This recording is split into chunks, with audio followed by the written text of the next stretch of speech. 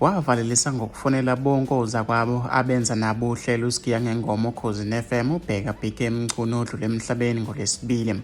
Ubonga Sibongo Dladla ngumdidiyeli wohlelo welishayelwa yilo msakazi uthe uBeekay wamthinta-ke ngoLwesine lwesonto eledlule embonga ngakho konke amsize ngakho ngesikhathi egula.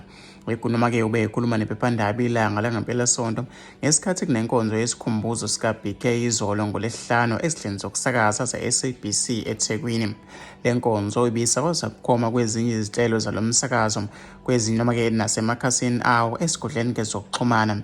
Ithimba belisebenza noBeekay noNhlanhla Mdonso Ngcobo ongumdidiyeli ubingelela Mpanza obesakaza ngokubambisana nomufi uSibongo odidiyela imsindo lithi-ke lifo lwembiza ngokushona kwalensizwa.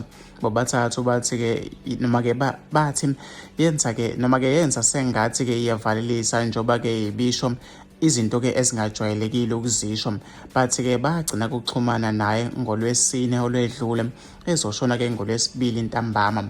Ubingelela-ke ubeke kanje ngokujwayelekile noma-ke ngokujwayelekile bengithi uma-ke ngimfonela sixoxe kahle kwemnandi-ke senza amancoko kodwa-ke ngosuku engigcine ngalo umfonela akubanga noma-ke akalibambanga kucingo. Wathumela-ke umyalezo ethi-ke uzobuyela kumina ngokushesha ubengakaze kakwenze lokho. Isikhathi esiningi uma-ke ngimfonela ubelibamba ucingo siqhubeka amancoko kodwa-ke kulokhu akabange-ke sabuyela kimi kwaze kwaba-ke ngithola izindaba zokuthi usedlulile emhlabeni. Umdonso yena uthe-ke ungifonile ngoLwesine wathi-ke noma-ke usesikhumbule uzobuya-ke maduzane nje kodwa-ke usabambekile kancane. Sibhlungu emphefumulweni indlela-ke besisebenzisana kahle ngayo ibimangalisa.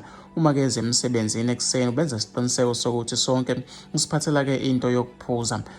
Noma-ke ungathi noma kungathi iphupho ukuthi-ke ngomgqibelo namuhla sizosakaza uhlelo angasobuye-ke abe kulona. uSibongo uhambe-ke emazwini ozakawo wathi-ke kuzoba nzima ukusebenza ngale kwakhe. Kuzoba sengathi-ke siyambona noma-ke ezongena esitudio ubengena-ke esegolokudela esibuza sonke ukuthi siyiphethe yini into yokuphuza. Ngesonto-ke ledlule ufonile bonga konke-ke engimsize ngakho ethi ubonga-ke isineke sami kuyena ngesikhathi-ke egulela emsebenzini. uSibongo uthe-ke ubemgodukisa uBeekay uma-ke efica ukugula esemsebenzini.